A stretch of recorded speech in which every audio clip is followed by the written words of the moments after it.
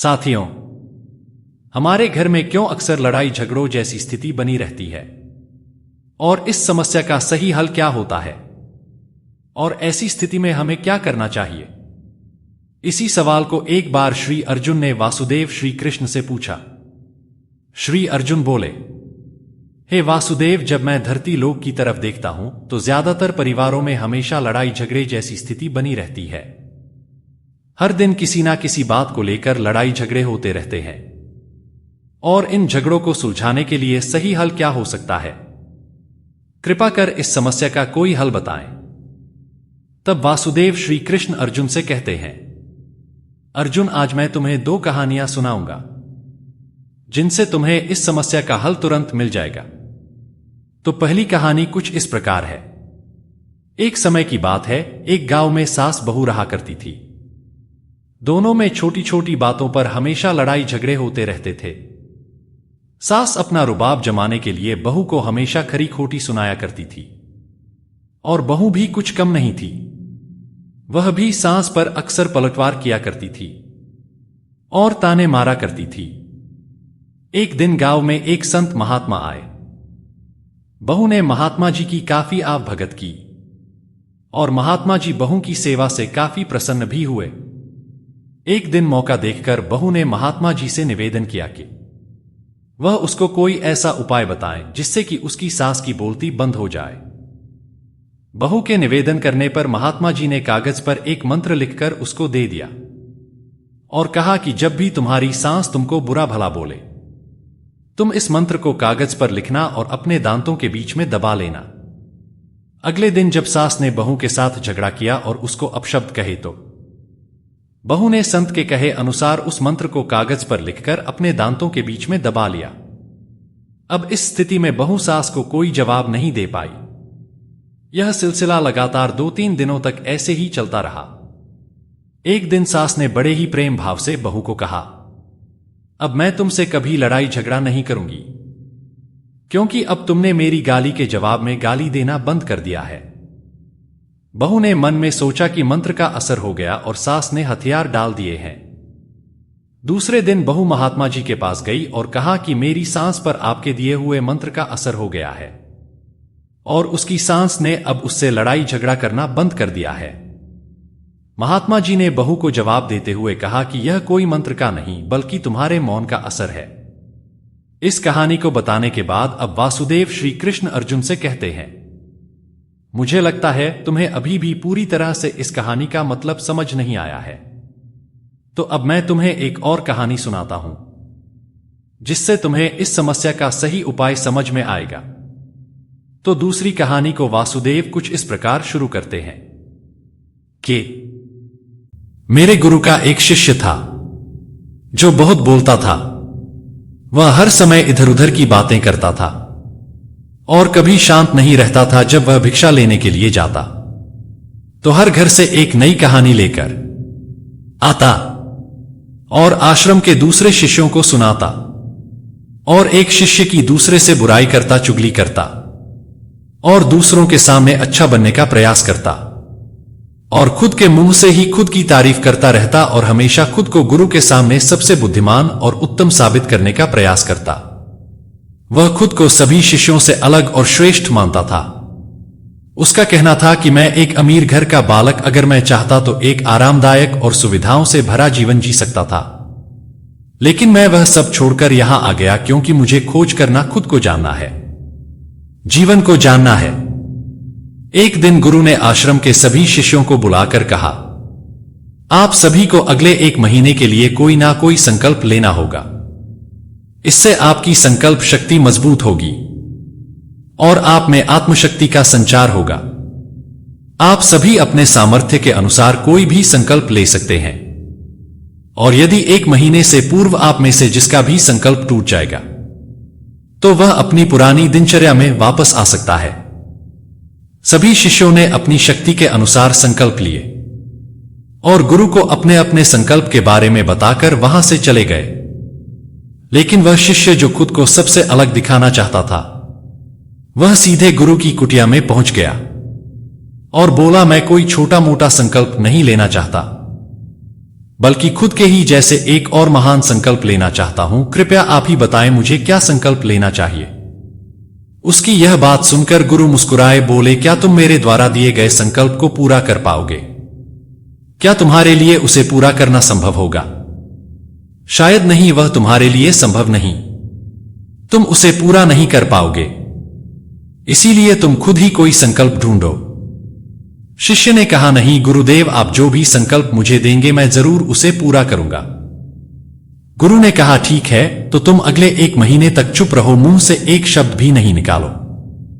यही है तुम्हारा संकल्प। शिष्य ने कहा, गुरुदेव, यह भी कोई संकल्प है? यह तो बहुत ही आसान है। आप कोई संकल्प दीजिए जो मेरी योग्यता के बराबर हो। गुरु ने कहा, पहले तो तुम इस संकल्प को तो पूरा करके दिखाओ। शिष्य ने गुरु की बात मान ली और वह उसी समय चुप हो गया और पलटकर कुटिया से बाहर चला गया। उसे चुप रहना बहुत आसान लग रहा था। उसने एक दिन तो जैसे तैसे चुप रहकर काट लिया, लेकिन दूसरे दिन से उसके मन में ना बोलने का बोझ बढ़ने लगा और तीसरे दिन उसे भारीपन महसूस होने लगा और चौथे दिन उसके अंदर एक अजीब सी बेचैनी होने लगी, क्योंकि आसपास आश्रम के सभी शिष्य एक दूसरे से बातें कर रहे थे। वह भी अपना पक्ष उनके सामने रखना चाहता था, उनकी बोलती बंद कर देना चाहता था, लेकिन उसका संकल्प उसके आगे आ रहा था। इसीलिए वह पूरे दिन सिर्फ देखता और आंखें बनाता। इसी तरीके से कुछ दिन और बीते और वह शिष्य बीमार पड़ गया। उसका सिर फटा जा रहा था, उसका खाने पीने तक का मन नहीं था, वह सिर्फ बोलना चाहता था। वह गुरु के पास गया और उनके सामने बैठकर लिखकर उन्हें बताया, गुरुदेव, मैं बोलना चाहता हूं, बिना बोले मुझे सांस नहीं आ रही है, मेरा दम घुटता जा रहा है, मैं अंदर ही अंदर पागल हुआ जा रहा हूं, मैं क्या करूं, संकल्प तोड़ दूं क्या? यह पढ़कर गुरु मुस्कुराए और बोले, संकल्प तोड़ने के लिए नहीं होते, लेकिन जो अपने संकल्प को पूरा कर लेता है वह अपनी आंतरिक शक्ति को बढ़ाता है, और जो अपनी आंतरिक शक्ति को बढ़ा लेता है वह समाज और जागृति की राह पर आगे बढ़ जाता है। संकल्प का लेना भी तुम्हारे हाथ में था और इसे तोड़ना भी तुम्हारे हाथ में है। तुम्हारे बहुत से भाई अपने संकल्प को छोड़कर अपनी पुरानी दिनचर्या पर वापस आ चुके हैं। अगर तुमसे नहीं हो पा रहा तो तुम भी संकल्प तोड़कर अपनी पुरानी दिनचर्या पर वापस जा सकते हो। लेकिन याद रहे, अगर आज तुम इस छोटे से संकल्प को नहीं संभाल पा रहे तो तुम अपनी बाकी की पूरी जिंदगी को कैसे संभाल सकोगे? बाकी फैसला पूरी तरह से तुम्हारे हाथों में है। गुरु की यह बात उस शिष्य के दिल में चोट कर गए। वह बिना कुछ बोले वहां से वापस चला गया और खुद को अपनी कुटिया में बंद कर वह केवल अपने जरूरी कामों के लिए ही कुटिया से बाहर निकलता। बाकी सारे समय कुटिया के अंदर ही बैठा रहा। 15 दिन बीत चुके थे और आश्रम के लगभग सभी शिष्यों का संकल्प अब तक टूट चुका था, लेकिन उसका संकल्प अभी भी जारी था। संकल्प लेने के बाद से अब तक उसने एक शब्द भी नहीं बोला। सारा आश्रम हैरान था कि इतना बोलने वाला इंसान चुप कैसे है। 15 दिन बीतने के बाद वह दोबारा अपने गुरु के पास गया और लिखकर बताया, गुरुदेव, मैं बाहर से तो चुप हूं, लेकिन मेरे भीतर बहुत सी आवाजें हैं, बहुत सी चीख पुकार और शिकायतें हैं। मैं अंदर ही अंदर बात करता रहता हूं। मेरा मन तरह तरह के प्रश्न पूछता है। मैं बाहर से जितना मौन हूं, भीतर से उतने ही शोर शराबे से भरा हूं। क्या इस तरह से मेरा संकल्प अभी भी है? गुरु ने कहा, हां, तुम्हारा संकल्प अभी भी जारी है, लेकिन जब तक लोगों की यह आवाजें तुम्हारे कानों में आती रहेगी, तुम्हारा मन बोलता रहेगा, क्योंकि इसे तो आदत है। तुम भले ही बाहर से चुप रहो, लेकिन तुम अंदर ही अंदर बोलते रहोगे। तुम्हें इन बातों से, इन आवाजों से दूर जाना चाहिए। शिष्य गुरु को प्रणाम कर वहां से चला जाता है और सुबह होते ही अपनी कुटिया छोड़ जंगल की तरफ चला जाता है। कई दिन बीत जाते हैं, संकल्प का समय भी पूरा हो जाता है, लेकिन शिष्य लौटकर नहीं आया। आश्रम में सभी को डर था कि कहीं जंगली जानवर ने उसे खाना लिया हो। इस बीच उसे ढूंढने की बहुत कोशिश की गई, लेकिन वह कहीं नहीं मिला। गुरु भाइयों ने मान लिया था कि जंगली जानवरों ने उसे अपना शिकार बना लिया है, लेकिन गुरु को ऐसा नहीं लगता। एक दिन आश्रम का एक अन्य शिष्य गुरु के पास आया और बोला, गुरुदेव, हमारे उस अधिक बोलने वाले भाई के साथ क्या हुआ होगा? क्या जानवर ने उसे मार दिया होगा? गुरु ने कहा, हो सकता है कि जानवरों ने उसे अपना शिकार बना लिया हो, लेकिन उसके ना लौटने की एक दूसरी वजह भी हो सकती है। शायद उसे वह मिल गया है जिसके लिए वह गया था। फिर शिष्य ने पूछा, गुरुदेव, क्या ज्यादा बोलना इतना हानिकारक होता है? गुरु ने कहा, इंसान के जीवन के बहुत सारे दुखों में से एक दुख यह भी है कि वह कभी चुप नहीं रह सकता, हमेशा कुछ ना कुछ बोलता ही रहता है। सिर्फ हमारे बोलने के कारण हमारे आधे से ज्यादा दुख पैदा होते हैं। हम में से कोई भी चुप नहीं रहना चाहता, हम बस सामने वाले को सुना देना चाहते हैं। जो भी हमारे मन में है सब निकालकर उसके मन में बैठा देना चाहते हैं, उसे समझा देना चाहते हैं कि देख, तू गलत है और मैं सही। इस तरीके से सुनने और सुनाने का यह काम जिंदगी भर चलता रहता है। लेकिन इस नासमझी में हम अपना समय, अपना जीवन, अपनी समझ और सबसे महत्वपूर्ण यह कीमती पल जो जिए जा सकते हैं, जिनको अनुभव किया जा सकता है, जिनमें आनंद को प्राप्त किया जा सकता है, यह सब खो देते हैं। लेकिन इसके बदले हमें मिलता क्या है? कुछ नहीं, सब व्यर्थ और बर्बाद हो जाता है।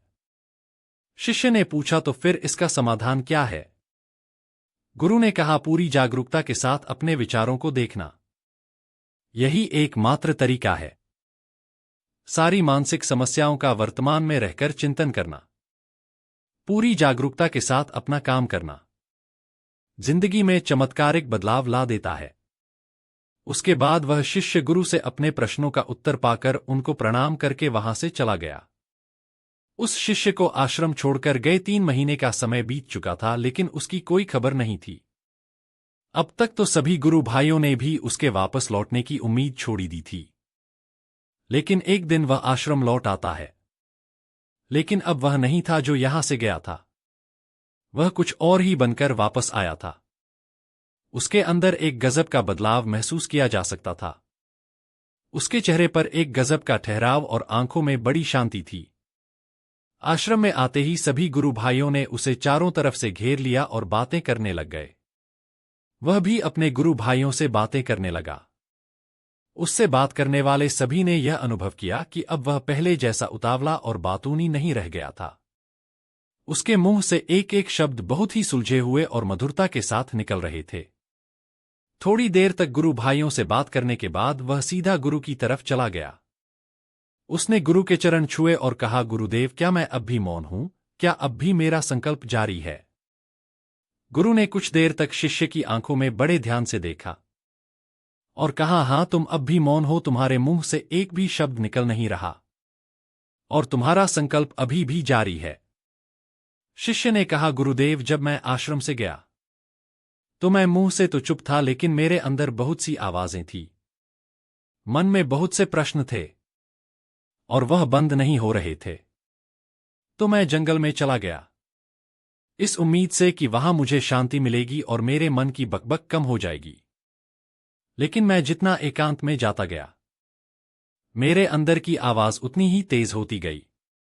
मेरे भीतर की पुरानी से पुरानी आवाज मुझे सुनाई देने लगी। तब जाकर मैंने महसूस किया कि मैं कितना गलत कर रहा था। जब मैं अपने परिवार वालों, दोस्तों को और गुरु भाइयों को बुरा भला कहता था, तो उस समय मुझे लगता था कि मैं सही कह रहा हूं। जब मैं गुरु भाइयों की एक दूसरे से चुगली करता था और उनका मजाक बनाता, तब भी मुझे यही लगता था कि मैं उनसे बेहतर हूं और मैं सही कर रहा हूं। लेकिन उस दिन मैंने पहली बार महसूस किया कि मैं कितना गलत बोलता था। काफी दिनों तक यह आवाजें, यह शिकायतें मेरे अंदर चलती रही। लेकिन धीरे धीरे करके एक दिन यह सारी आवाजें मेरे अंदर से समाप्त हो गई। अब मैं भीतर से भी मौन हो गया।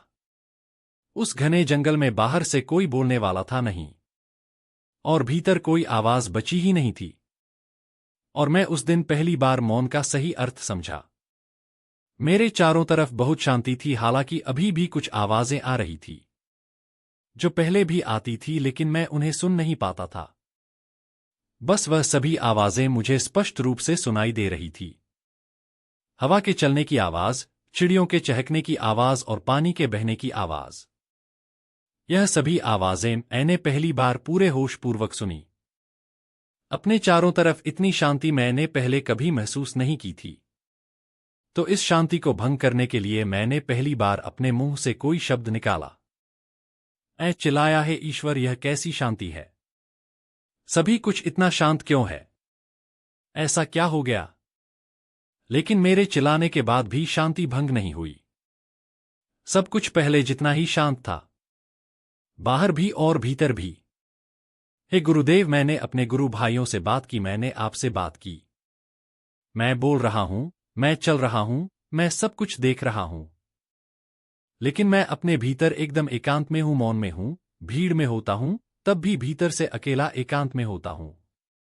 जब मैं खुद में भी शोर करना चाहता हूं तब भी एकांत में ही होता हूं।